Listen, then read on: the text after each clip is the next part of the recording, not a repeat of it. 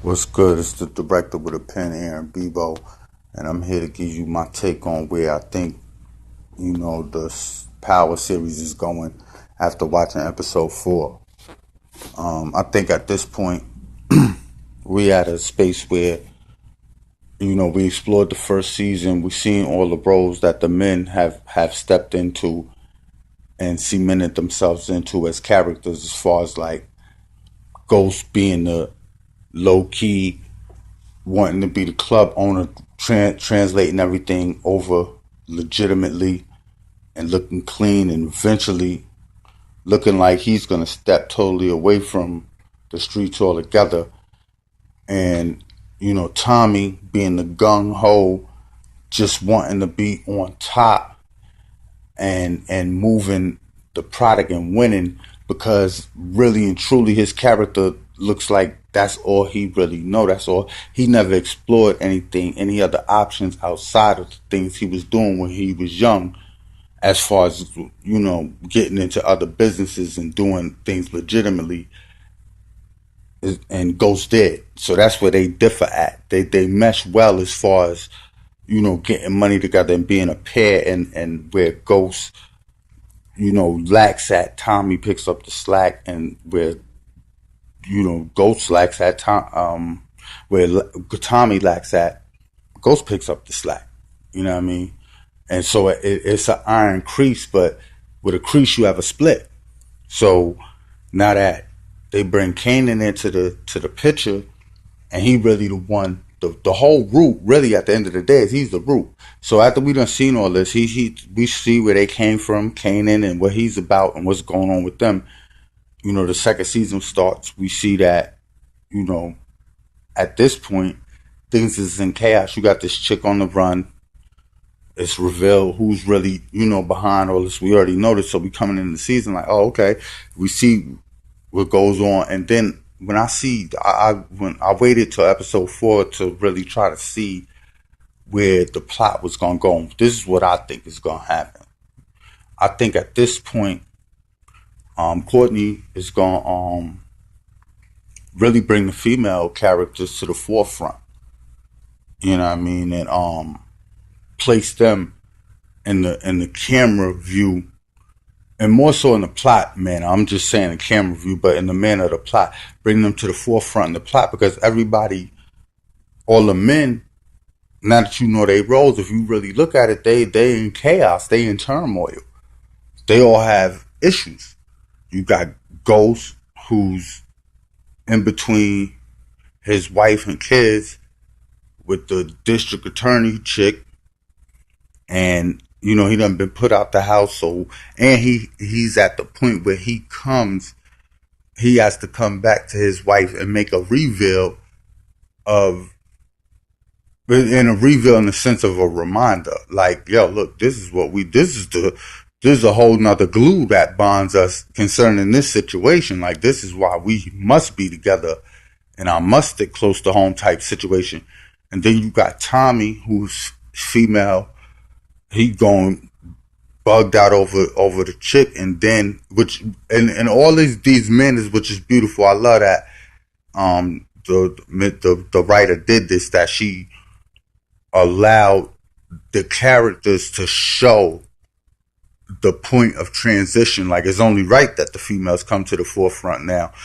Tommy's going crazy over this female, and obviously she got a pass now. She about to get picked up by the police, and they talking about a pass, something that she's aware of that we weren't as the viewers.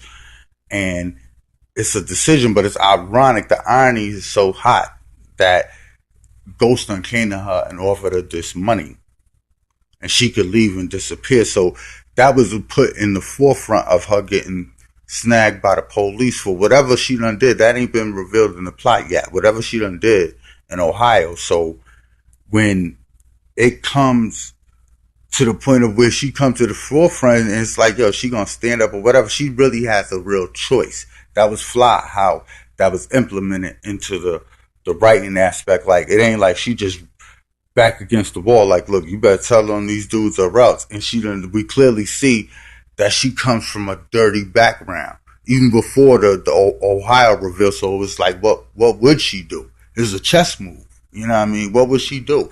But now she really has an option. You know what I mean? Do she take the bishop or do she take the rook? But anyway, like, he got that term, so she has to come to the forefront and see what we're gonna have to see where she stands. So that's bringing her to the forefront.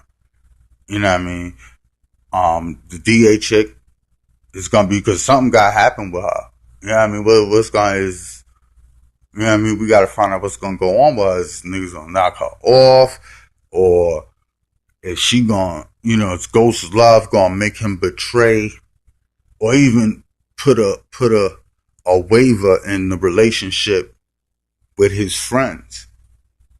You know what I mean? That he's doing business with because of the way he feels for her. And is how is she gonna react to her career because of the way she feels for him? So she has to come to the forefront. And then, also she dealing with this other dude that's on the job with her that has a attraction to her. So all this chemistry is building the plot like it's bubbling, it's hot. But the women have to come to the forefront. So I think from episode 4, it's from the perspective and Kanan too. Let me not forget about that. Like, he's done his baby mom, but clearly he had a relationship with Ghost's wife at one period. So the dilemma brings all these women to the forefront because all the men are dealing with dilemma right now. Every man in the situation is dealing with dilemma. Kane is dealing with a dilemma because he's coming from prison and he's forced to deal with people that he done forged relationships with from a prison perspective. And they necessarily may not move how he moves. So he has to just entrust that. And then he don't have no real sights to the streets. So that's his dilemma. You know what I mean? Ghost's dilemma is trying to get back in the house and seeing if Kanan knows he trusts him. Tommy's dilemma is his female and trying to get this work offer to connect, which is Ghost's dilemma as well. But Ghost is not as pressed on that because he's really trying to get to another place in life. So that has taken precedence over the narcotics aspect of the business for him because he's not really like, yo, we move. Now, so it's like he knows he's set. He thinking he got money. Shorty done tapped into the accounts and taking stuff out the stash. All these different situations. He got a dilemma. I mean, everybody has a dilemma. So, and the dilemma, the line all links back to a woman. So now I feel like the plot is about to go into the direction of bringing the women to the forefront. And even like, and when I say that, I mean through the transition of men. Like, you have to watch the male character still to understand who's really in the leading role when you're watching what's being translated on screen. You know what I mean? Because the plot is hot. I definitely tip my hat to 50 Courtney Agabo. I hope I'm saying that right. And Power, the show, and the whole cast of what they doing. I love it. And like I said, this is the director with a pen, Aaron Bebo. Make sure y'all be on the lookout for that Sheep's Clothing web series joint we about to do. Independent film / independent film. That's it's gonna be coming out shortly. It's based on my book Rat Hunters. And stay tuned, man. I'm done.